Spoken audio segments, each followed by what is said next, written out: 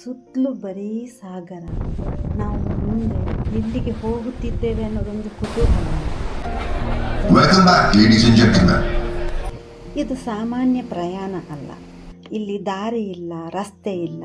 ನಮ್ಮ ದಾರಿ ಸಮುದ್ರದ ಮಧ್ಯೆ, ಅಲೆಗಳ ಅಬ್ಬರದ ಮಧ್ಯೆನೂ ಆ ಶಾಂತವಾದ ಸಮುದ್ರದ ಮೇಲೆ ಹಡಗು ಚಲಿಸ್ತಾ ಇದ್ದರೆ ಆ ತಂಪಾದ ಗಾಳಿಯಲ್ಲಿ ನಮ್ಮನ್ನೇ ನಾವು ಮರೆತು ಹೋಗ್ತೀವಿ. ಇದೊಂದು ಹೊಸ ಅನುಭವ. ಅದರ ಜೊತೆಗೆ ನಮಗೆ ಕ್ರೂಸ್ ಒಳಗಡೆ unlimited food, veg, non veg, 4 times, ಬೆಳಿಗ್ಗೆ, ಮಧ್ಯಾಹ್ನ, ಸಂಜೆ, ರಾತ್ರಿ ಮತ್ತು ಪುನಃ ಮಿಡ್ನೈಟ್ ಸಹ ಇರ್ತಿತ್ತು. ನಮಗೆ ಎಷ್ಟು ಬೇಕು, ಏನು ಬೇಕಾದರೂ ತಿನ್ಬೋದು. ಅದರ ಜೊತೆಗೆ ಹಡಗಿನ ಒಳಗೆ ಅಂತೂ ಅದ್ಭುತವಾದ ಒಂದು ಸುಂದರ ಲೋಕ. ಹೌದು, ಇದು ಕಾರ್ಡಿಲಿಯಾ. ನಾವು ಹೋಗಿರೋದು ಚೆನ್ನೈ ಟು ಶ್ರೀಲಂಕಾ. ನಮಸ್ತೆ, ನಾನು ದೇವಕಿ. ನನ್ನ ಮಗನಿಂದಾಗಿ ಇದು 2ನೇ ಬಾರಿ ನಾನು ಈ ಕ್ರೂಸ್ನಲ್ಲಿ ಪ್ರಯಾಣ ಮಾಡ್ತಿದ್ದೇನೆ. ಒಂದು ರೀತಿಲಿ ನೋಡಿದರೆ ನನ್ನ ಮಗನೇ ನನಗೆ ಈ ಹೊಸ ಹೊಸ ಅನುಭವಗಳನ್ನು ಪರಿಚಯಿಸ್ತಾ ಇದ್ದಾನೆ. ಹಾಗಾದರೆ ಬನ್ನಿ, ನಾವು ಹೇಗೆಲ್ಲ ಹೋದ್ವಿ ಅಂತ ನಿಮಗೆ ತಿಳಿಸ್ತೀನಿ. ನಾವು ಮೈಸೂರು ಟು ಚೆನ್ನೈ ಫ್ಲೈಟಲ್ಲಿ ಹೋದ್ವಿ. ನಮಗೆ ಟೈಮ್ ಇರಲಿಲ್ಲ. ಹಾಗೆ ಅಲ್ಲೇ ಬೀಚೆಲ್ಲ ಒಂದಿನ ನೋಡಿ ನೆಕ್ಸ್ಟ್ ಡೇ ನಾವು ಮಧ್ಯಾಹ್ನದಷ್ಟೊತ್ತಿಗೆ ಪೋರ್ಟಿಗೆ ಹೋಗಬೇಕಾಗಿತ್ತು. ಚೆನ್ನೈ ಬೋರ್ಡಿಂಗ್ ಪಾಯಿಂಟ್ ಅಲ್ಲಿಂದ ನಮಗೆ ಪೋರ್ಟ್ ಒಳಗಿನ ಹಡಗಿನವರೆಗೆ ಶಟ್ಲ್ ಬಸ್ಸಲ್ಲಿ ನಮ್ಮನ್ನು ಕರ್ಕೊಂಡು ಹೋಗ್ತಾರೆ. ಅದೊಂದು ಬೋರ್ಡಿಂಗ್ ಪ್ರೋಸೆಸ್ಸಲ್ಲಿ ಇರ್ತದೆ. ಅವ್ರದ್ದೇ ಬಸ್ಸಲ್ಲಿ ನಮ್ಮ ಲಗೇಜ್ಗಳನ್ನೆಲ್ಲ ಹಾಕ್ಕೊಂಡು ನಮ್ಮನ್ನು ಕ್ರೂಸ್ ಇರುವ ಪೋರ್ಟ್ ತನಕ ಕರ್ಕೊಂಡು ಹೋಗ್ತಾರೆ. ಹೋಗ್ತಾ ಇದ್ದ ಹಾಗೆಯೇ ಬಸ್ಸಲ್ಲಿ ಆ ಕ್ರೂಸ್ ನೋಡಿದಾಗ ಏನೋ ಒಂಥರ ಖುಷಿ. ಹಳೆಯ ನೆನಪುಗಳೆಲ್ಲ, ನಾವು ಹೋದ ಸಲ ಹೋಗಿರೋದು, ಏನೋ ಒಂಥರ ಇದರಲ್ಲಿ ಖುಷಿ ಸಿಗುತ್ತೆ. ಎಲ್ಲೂ ಅಷ್ಟು ದಿನ 5-6 ದಿನ ಇದ್ರೂ ಬೋರ್ ಆಗಲ್ಲ. ಇದು ನಮ್ಮದು 6 ಡೇ 5 ನೈಟ್ ಪ್ರಯಾಣ. ಸೊ ಎಲ್ಲರೂ ಶುರುವಲ್ಲಿ ಹೋಗೋರಿಗೆ ಒಂದು ಎಕ್ಸೈಟ್ಮೆಂಟ್ ಇತ್ತು, ನಮಗೂ ಹಾಗೇ ಇತ್ತು. ಇದು 2ನೇ ಬಾರಿ ಅಲ್ವಾ, ಗೊತ್ತಿತ್ತು ಎಂಟ್ರಿ ಹೆಂಗೆ, ಅಲ್ಲಿ ಎಲ್ಲ ಹೇಗೆ ಅಂತ ಅಂದ್ಕೊಂಡು. ಅದಕ್ಕೆ ಮೊದಲು ಇದು ಇಂಟರ್ನ್ಯಾಷನಲ್ ಟ್ರಾವೆಲ್ ಆಗಿರೋದ್ರಿಂದ ತುಂಬ ಚೆಕ್ಕಿಂಗ್ ಇತ್ತು. ಅವ್ರದ್ದು ಪ್ರೋಸೆಸ್, ನಮ್ಮದು ಪಾಸ್ಪೋರ್ಟ್ ಆಗಿರ್ಬೋದು, ಪ್ರತಿಯೊಂದು ಸ್ಟೆಪ್ ಬೈ ಸ್ಟೆಪ್ ಚೆಕ್ಕಿಂಗ್ ಇತ್ತು. ಅಲ್ಲಿ ನಮ್ಮದು ಲಗೇಜ್ ಚೆಕ್ಕಿಂಗ್ ಇತ್ತು. ಅಂದರೆ ಏರ್ಪೋರ್ಟಲ್ಲೆಲ್ಲ ಮಾಡ್ತಾರೆ ನೋಡಿ ಸೆಕ್ಯೂರಿಟಿ ಚೆಕ್ಕಿಂಗ್, ಅದೇ ಥರ ಲಗೇಜನ್ನು ಚೆಕ್ ಮಾಡ್ತಾರೆ. ಕ್ರೂಸ್ಗೆ ಅಲೌಡ್ ಇಲ್ಲದ ವಸ್ತುಗಳೇನಾದರೂ ಇದ್ದರೆ ಅದನ್ನು ಚೆಕ್ ಮಾಡ್ತಾರೆ. ಹಾಗಾಗಿ ಯಾರಾದರೂ ಕ್ರೂಸ್ ಪ್ರಯಾಣ ಮಾಡ್ತೀರಿ ಅಂತಂದರೆ ನೀವು ಹೊರಡುವ ಮುನ್ನ ಅಲ್ಲಿ ತಗೊಂಡು ಹೋಗದೇ ಇರುವಂತಹ ಯಾವುದಾದ್ರೂ ಐಟಮ್ಗಳ ಲಿಸ್ಟ್ಗಳನ್ನು ಒಮ್ಮೆ ಚೆಕ್ ಮಾಡ್ಕೊಂಡು ಹೋಗೋದು ಒಳ್ಳೆಯದು. ನಂತರ ನಮಗೆ ಕ್ರೂಸ್ ಒಳಗಡೆ ಹೋಗುವಂತಹ ಆ ರೂಮದು ಕೀ ಕೊಡ್ತಾರೆ. ಆ ಕಾರ್ಡನ್ನು ಮಾತ್ರ ಜೋಪಾನ ಇಟ್ಕೋಬೇಕಾಗುತ್ತೆ. ನಮಗೆ ನಾವು ಹೋಗಿ ಯಾವ ರೂಮಲ್ಲಿ ಇರ್ತೀವ ಆ ರೂಮದು ನಂಬರ್ ಜೊತೆಗೆ ಎಷ್ಟನೇ ಡೆಕ್ಕಲ್ಲಿ, ಅಂದರೆ ಎಷ್ಟನೇ ಫ್ಲೋರಲ್ಲಿ ಅನ್ನೋದೆಲ್ಲ ಇರ್ತದೆ. ನಂತರದಲ್ಲಿ ಪಾಸ್ಪೋರ್ಟ್ನ ಅವ್ರು ಕಲೆಕ್ಟ್ ಮಾಡ್ಕೋತಾರೆ. ನಮಗೆ ಬರುವ ತನಕ ಪಾಸ್ಪೋರ್ಟ್ ಕೊಡೋದಿಲ್ಲ, ಒಂದು ರಿಸಿಪ್ಟ್ ಕೊಡ್ತಾರೆ. ಮತ್ತು ನಾವು ಹೊರಗಡೆ ಎಲ್ಲಾದರೂ ಹೋಗಬೇಕು ಅಂತಂದರೆ ಅದರದ್ದು ಜೆರಾಕ್ಸ್ ಇಟ್ಕೊಂಡು ನಾವು ಓಡಾಡ್ಬೋದು. ಬರುವ ತನಕ ಪಾಸ್ಪೋರ್ಟು ಅವ್ರ ಕೈಲಿ ಇರ್ತದೆ. ಎಲ್ಲ ಮುಗಿಸ್ಕೊಂಡು ಕೆಳಗಡೆ ಬರ್ತಾ ಇದ್ದ ಹಾಗೆ ಕ್ರೂಸ್ ಒಳಗಡೆ ಎಂಟ್ರಿ ಕೊಡುವ ಎಕ್ಸೈಟ್ಮೆಂಟ್ ಇದೆಯಲ್ಲ, ಅದು ಮಾತ್ರ ಒಂದು ಅದ್ಭುತ ಅನುಭವ. ಅದು 2nd ಬಾರಿ ಹೋಗ್ತಾ ಇದ್ರೂ ಒಂಥರ ಖುಷಿ ಇತ್ತು. ಒಳಗಡೆ ಹೋಗ್ತಾ ಇದ್ದಾಗೇ ಅವ್ರದ್ದೊಂದು ಸ್ವಾಗತ ಇದೆಯಲ್ಲ, ತುಂಬ ಚೆನ್ನಾಗಿರುತ್ತೆ. ಒಂದು ಹಣೆಗೆ ತಿಲಕ ಇಟ್ಟು ಒಂದು ವೆಲ್ಕಮ್ ಡ್ರಿಂಕ್ಸ್ ಕೊಡ್ತಾರೆ, ಜ್ಯೂಸು. ಅದೆಲ್ಲ ಕುಡಿದ ನಂತರ ನಮ್ಮದು 7th ಡೆಕ್ಕಲ್ಲಿತ್ತು. ನಾವು 7th ಡೆಕ್ಗೆ ಹೋಗಿ ಅಲ್ಲಿ ನಮ್ಮ ರೂಮಲ್ಲಿ ಬ್ಯಾಗ್ ಎಲ್ಲ ಇಟ್ಟು ನಂತರದಲ್ಲಿ ನಮಗೆ ಊಟ ಎಲ್ಲ ಮುಗಿಸ್ಕೊಂಡು ನಾವು ಮತ್ತೆ ಕ್ರೂಸ್ ಪ್ರಯಾಣ ಸ್ಟಾರ್ಟ್. ಸೊ ಈಗ ನಾವು ರೂಮಲ್ಲಿ ಬ್ಯಾಗ್ ಎಲ್ಲ ಇಟ್ಬಿಟ್ಟು ಬರೋಣ. ಫಸ್ಟು ಫ್ರೆಶ್ ಆಗಿ ಏನಾದರೂ ಸ್ವಲ್ಪ ಹೊಟ್ಟೆಗೆ ತಿಂದು ಎಲ್ಲ ಹೋಗುವ ಒಂದು ಮೂವ್ ಆಗುತ್ತೆ ನೋಡಿ. ಕ್ರೂಸ್ ಫಸ್ಟಿಗೆ ಸ್ಟಾರ್ಟಿಂಗ್ ಮೂವ್ ಆಗುತ್ತೆ ಅಲ್ವಾ, ಅದನ್ನು ನೋಡೋದೇ ಒಂಥರ ಚಂದ. ಇದು ನಮ್ಮ ರೂಮ್ ಕೀ ನೋಡಿ. ಈ ಥರ ರೂಮ್ ಓಪನ್ ಮಾಡ್ತಿದ್ದಾಗ ನನಗೆ ನಿಜವಾಗ್ಲೂ ಗೊತ್ತಿರಲಿಲ್ಲ ಇಷ್ಟು ಚೆನ್ನಾಗಿದೆ ಅಂತ ಅಂದ್ಕೊಂಡು. ನಾವು ಹೋದ ಸಲ ಇದ್ದದ್ದಕ್ಕಿಂತಲೂ ಇದು ತುಂಬ ಚೆನ್ನಾಗಿತ್ತು ಮತ್ತು ದೊಡ್ಡದಾಗಿತ್ತು ರೂಮು. ಅದಕ್ಕಿಂತಲೂ ಮಿಗಿಲಾಗಿ ಬಾಲ್ಕನಿ ಇತ್ತು. ಎಷ್ಟು ಚೆನ್ನಾಗಿತ್ತು ಅಂತಂದರೆ ವಾವ್ ಅನ್ನಿಸ್ಬೇಕು. ಸಂಜೆ ಹೊತ್ತಲ್ಲಿ ಬಾಲ್ಕನಿಯಲ್ಲಿ ಕೂತ್ಕೊಂಡು ಆ ಸಮುದ್ರದ ಮಧ್ಯೆ ಹೋಗ್ತಾ ಇರುವ ವ್ಯೂಸ್ ಇದೆಯಲ್ಲ, ಅದನ್ನು ನೋಡೋದಿದೆಯಲ್ಲ, ಅದಂತೂ ನಿಜವಾಗ್ಲೂ ವಿವರಿಸೋಕ್ಕಾಗಲ್ಲ, ಅಷ್ಟು ಚೆನ್ನಾಗಿರ್ತದೆ. ಇದು ಚೆನ್ನೈ ಪೋರ್ಟು. ಇಲ್ಲಿ ಬಾಲ್ಕನಿಲಿ ನಿಂತ್ಕೊಂಡು ನೋಡ್ತಾ ಇದ್ದರೆ ಇಲ್ಲಿ ಒಂದರ ಹಿಂದೆ ಒಂದು ಎಷ್ಟು ಹಡಗುಗಳಿತ್ತು ಅಂತಂದರೆ, ಕೆಲವೆಲ್ಲ ಚಿಕ್ಕ ಚಿಕ್ಕ ಹಡಗುಗಳು, ಕೆಲವೆಲ್ಲ ದೊಡ್ಡ ದೊಡ್ಡ ಕಾರ್ಗೋ ಶಿಪ್ಪುಗಳೆಲ್ಲ ನಿಂತಿತ್ತು. ಹಾಗೆ ನಮ್ಮದು ಈ ರೂಮ್ ನೋಡಿ ಎಷ್ಟು ತುಂಬ ಚೆನ್ನಾಗಿದೆ. ಜೊತೆಗೆ ಇಲ್ಲಿ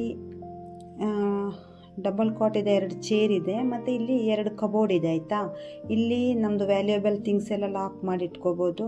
ಹಾಗೆಯೇ ಸ್ನಾನಕ್ಕೆ ಟವಲ್ಗಳೆಲ್ಲ ಇರ್ತದೆ. ನಂತರ ಇಲ್ಲಿ ನಮಗೆ ಹ್ಯಾಂಗರ್ ಇದೆ, ಕೆಳಗಡೆ ಇದೆಯಲ್ಲ ಇದು ನಮಗೆ ಸೇಫ್ಟಿ ಜಾಕೆಟ್. ಇದ್ರ ಬಗ್ಗೆ ನಮಗೆ ಕ್ರೂಸ್ ಒಳಗಡೆ ಬರ್ತಿದ್ದಾಗೇ ಒಂದು ಅರ್ಧ ಗಂಟೆ ಇದ್ರ ಬಗ್ಗೆ ನಮಗೆ ಅವರು ಒಂದು ಡೆಮೋ ಕೊಡ್ತಾರೆ. ಅದನ್ನು ನಾವು ವಿಡಿಯೋ ಮಾಡುವ ಹಾಗಿಲ್ಲ. ಇಲ್ಲಿ ಒಂದು ಚಿಕ್ಕದಾದ ಚೊಕ್ಕವಾದ ವಾಶ್ರೂಮ್ ಇದೆ, ಟವೆಲ್ಗಳಿದೆ, ಬ್ರಷು ಪೇಸ್ಟು ಎಲ್ಲನೂ ಇಟ್ಟಿರ್ತಾರೆ. ಹಾಗೆಯೇ ಸಣ್ಣದಾದ ಒಂದು ಶವರ್ ಇದೆ. ಇಲ್ಲಿ ನಾವು ಬಿಸಿನೀರಿದೆ, ಇದರಲ್ಲಿ ಶ್ಯಾಂಪು, ಕಂಡೀಷ್ನರು ಎಲ್ಲನೂ ಇರುತ್ತೆ. ನಂತರದಲ್ಲಿ ಒಂದು ಪಕ್ಕದಲ್ಲಿ ಮಿರರ್ ಇದೆ, ಒಂದು ಟೇಬಲ್ ಇದೆ, ಏನಾದರೂ ವರ್ಕ್ ಮಾಡುವಾಗಿದ್ರೆ ನೀರಿನ ಬಾಟ್ಲುಗಳು ಯಥೇಚ್ಛವಾಗಿರುತ್ತೆ. ಪಕ್ಕದಲ್ಲಿ ಟಿವಿ ಇದೆ. ಹಾಗೆಯೇ ಕ್ರೂಸ್ ಒಳಗಡೆ ದಿನನಿತ್ಯ ವಿವಿಧ ರೀತಿಯ ಪ್ರೋಗ್ರಾಮ್ಗಳು ನಡೀತದೆ. ಡ್ಯಾನ್ಸ್ ಆಗಿರ್ಬೋದು, ಬಲ್ಲೆ ಬಲ್ಲೆ ಅಂತೂ ತುಂಬ ಫೇಮಸ್ ಇಲ್ಲಿ. ಅದರದ್ದೆಲ್ಲ ನಮಗೆ ರೂಮಲ್ಲಿ ಪಾಂಪ್ಲೆಟ್ ಇಟ್ಟಿರ್ತಾರೆ. ಮತ್ತು ನಮಗೆ ಇಂಟರ್ಕಾಮ್ ಕಾಲ್ ಮಾಡ್ಬೋದು. ಇಲ್ಲಿ ನಮಗೆ ಮೊಬೈಲ್ ನೆಟ್ವರ್ಕ್ ಸಿಗಲ್ಲ, ಆದರೆ ಒಂದು ಕಡೆಯಿಂದ ಇನ್ನೊಂದು ಕಡೆಗೆ ನಮಗೆ ರೂಮಲ್ಲಿದ್ದವರಿಗೆ ನಾವು ಕನೆಕ್ಟ್ ಆಗ್ಬೋದು.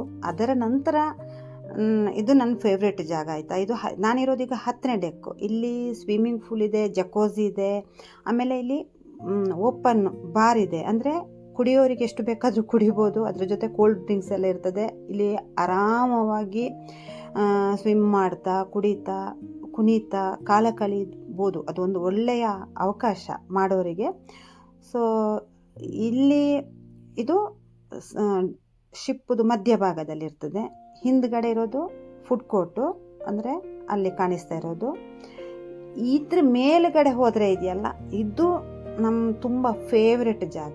ನಾವು ಹೋದ ಸಲ ಫ್ಯಾಮಿಲಿ ಎಲ್ಲ ಒಟ್ಟಿಗೆ ಬಂದಿದ್ವಲ್ಲ, ನಾವು ಮೋಸ್ಟ್ ಆಫ್ ಟೈಮ್ ಕಳೆದಿದ್ದೆ ಈ ಮೇಲ್ಗಡೆನೆ. ಯಾಕಂದರೆ ಇಲ್ಲಿ ಒಂಥರ ಸಂಜೆ ಹೊತ್ತಲ್ಲಿ ಆರಾಮಾಗಿ ಕೂತ್ಕೊಂಡು ಕಾಲ ಕಳೆಯೋದಿದೆಯಲ್ಲ, ಸುತ್ತಲೂ ನೀರು, ಮೇಲ್ಗಡೆ ಆಕಾಶ, ಏನೋ ಒಂಥರ ತಂಪಾದ ಗಾಳಿ. ಹಾಗಾಗಿ ಈ ಜಾಗ ತುಂಬ ಫೇವ್ರೆಟ್ಟು.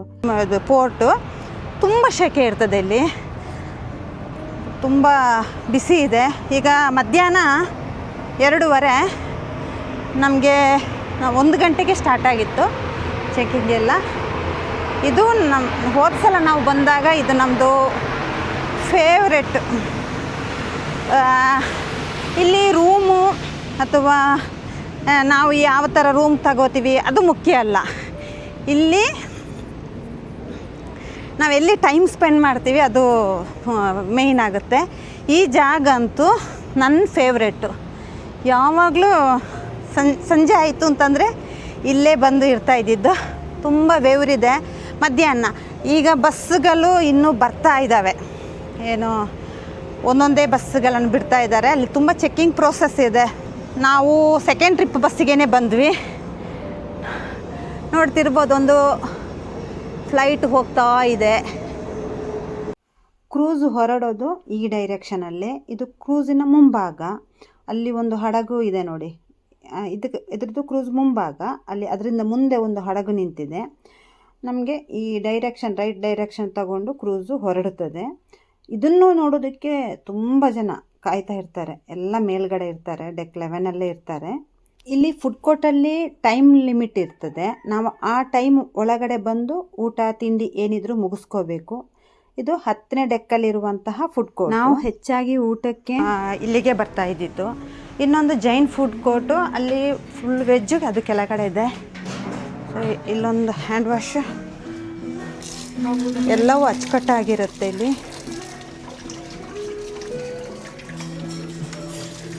ಅದಾಗಲೇ ಬಂದವರೆಲ್ಲ ಫುಡ್ ಕೋರ್ಟಲ್ಲಿ ಸೇರಿದ್ದಾರೆ.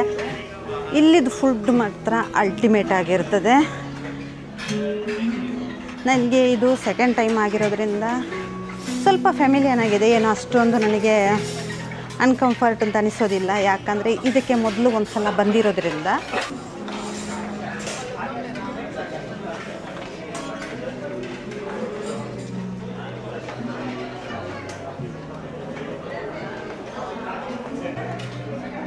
ಎಲ್ಲದಕ್ಕಿಂತ ಮಿಗಿಲಾಗಿ ನಾವು ಫುಡ್ ತಗೊಂಡು ಅಲ್ಲಿ ಕೂತ್ಕೊಂಡು ತಿನ್ನುವ ಮಜಾನೇ ಬೇರೆ. ಎಲ್ಲರೂ ಕ್ರೂಸ್ ಯಾವ ಥರ ಹೋಗುತ್ತೆ, ಎಷ್ಟೊತ್ತಿಗೆ ಹೋಗುತ್ತೆ ಅನ್ನೋ ಕುತೂಹಲದಲ್ಲಿದ್ದಾರೆ. ಕ್ರೂಸ್ ಹೊರಡೋದು ಸಂಜೆ 6 ಗಂಟೆಗೆ. ಅಲ್ಲಿಯ ತನಕ ಎಲ್ಲರೂ ತಿಂದು ನಂತರದಲ್ಲಿ ಹೊರಡುವ ಒಂದು ಇದಿದೆಯಲ್ಲ ಮೂಮೆಂಟ್, ಅದನ್ನು ನೋಡೋದಕ್ಕೆ ಕಾತರರಾಗಿದ್ದಾರೆ. ಸೊ ನೆಕ್ಸ್ಟ್ ಮುಂದಿನ ವೀಡಿಯೋದಲ್ಲಿ ನಾವು ಎಲ್ಲಿಗೆಲ್ಲ ಹೋದ್ವಿ ಅನ್ನೋದನ್ನು ತಿಳಿಸ್ತೀನಿ. ಅಲ್ಲಿ ತನಕ ಥ್ಯಾಂಕ್ ಯು, ಬಾಯ್.